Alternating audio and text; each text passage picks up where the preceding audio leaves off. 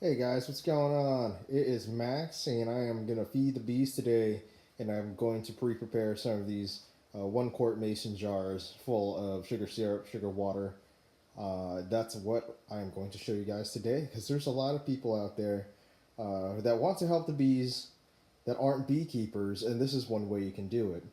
My parents actually do it too, because I told them that's all you need is just to keep a 1-to-1 ratio of sugar water in a jar that can hold a good seal. So, all you guys would need for anybody who just wants to feed the bees or a new beekeeper, such as myself, I'm going through my first year, need a jar that can hold a good seal. I recommend these mason jars because it seems like it's a staple for a lot of areas and a lot of beekeepers. But just need a 1 quart mason jar. You can get them at Walmart. I bought like a pack of these 4 pretty blue ones for like $8 or something. Then when you get the lid, poke some holes in it. Poke some with thumbtacks. That's what I use. Poke some thumbtack holes through it because then it's a small enough diameter so that when I show you guys at the end of the video how this holds the seal. Alright guys, let's fill these things up. Speeding up this process because it is just absolutely tedious to scoop and scoop again, but I'm using just a measuring cup that fit the jars, the jar opening I should say, and it takes a little while, but those 1 cup measuring cups do not fit, so this was good enough for me. And all you would need really is just pure granulated sugar. I got this from Walmart, super cheap, 30 calories, just right for the bees.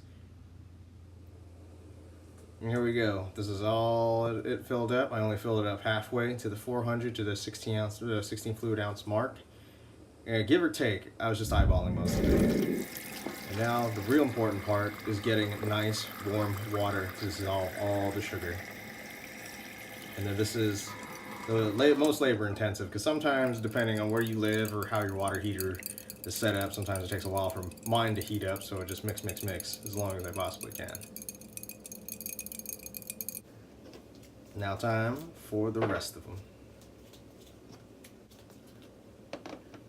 The power of editing, these are all back. And I'm ready to cap these suckers off to have them ready to go and on hand for the bees. Anytime these jars are getting emptied, I just switch them out and take out the empty one and switch the lid onto the full one and put the non-poked lid on the empty one and clean it out.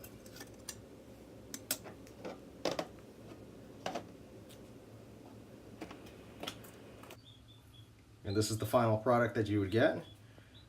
Mostly dissolved sugar. It should all be mostly dissolved. That's what you're trying to aim for, but sometimes there's just a little on the bottom, but that's still fine too. There's no problems with it.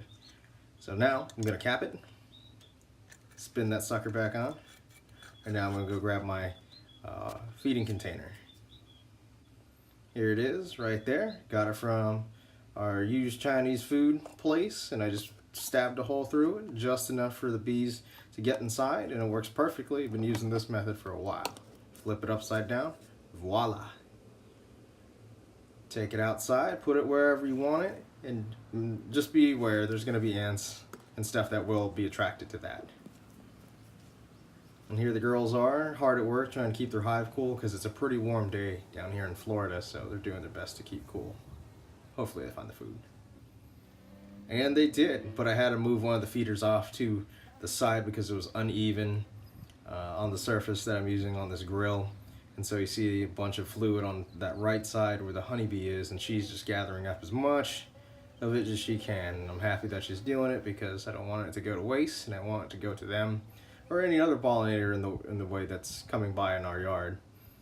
And yeah, guys, this is how you can feed the bees. You don't have to be a beekeeper to do this.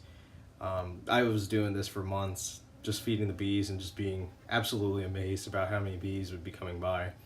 And by tomorrow, this should be all gone, both of these containers, and so I have to reload them again. Bye-bye.